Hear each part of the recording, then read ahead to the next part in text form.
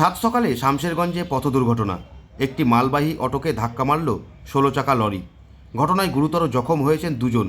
সোমবার সকালে ঘটনাকে কেন্দ্র করে ব্যাপক চাঞ্চল্যের সৃষ্টি হয়েছে মুর্শিদাবাদের শামশেরগঞ্জ থানার চকসাপুর সুলতান মোড় জাতীয় সড়ক এলাকায়। এদিন জঙ্গিপুরের দিক থেকে ফারাক্কার দিকে যাচ্ছিল একটি 16 চাকা লরি। সে সময় রং রুটে আসছিল একটি মালবাহী অটো।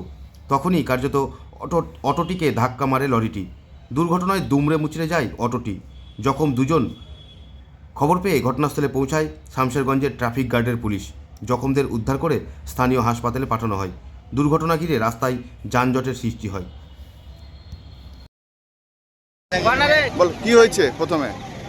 ওখান থেকে এসে একটা বড় গাড়ি, হ্যাঁ এই গাড়িটা এখান থেকে আসছে, দুটো গাড়ি ঘুরছিল ওখান থেকে, আচ্ছা দিয়ে মেরেছে বড় গাড়িতে। ওটা কোন দিকে যাচ্ছিল? এদিকে যাচ্ছিল দুটোই, 16 চাকা 16 চাকা গাড়িতে থেকে আসছিল, ফারাক্কা দিকে যাচ্ছিল দুটোই গাড়ি। বড় গাড়িওয়ালা বেরে কজন ছিল গাড়িতে? এই গাড়িতে দুজন। কেমন আছে এখন? মানে ভালো আছে। এটা কোথায় হয়েছে অ্যাক্সিডেন্টটা? শামশেরগঞ্জ চকসাপুর এলাকা, সুলতান মোড়।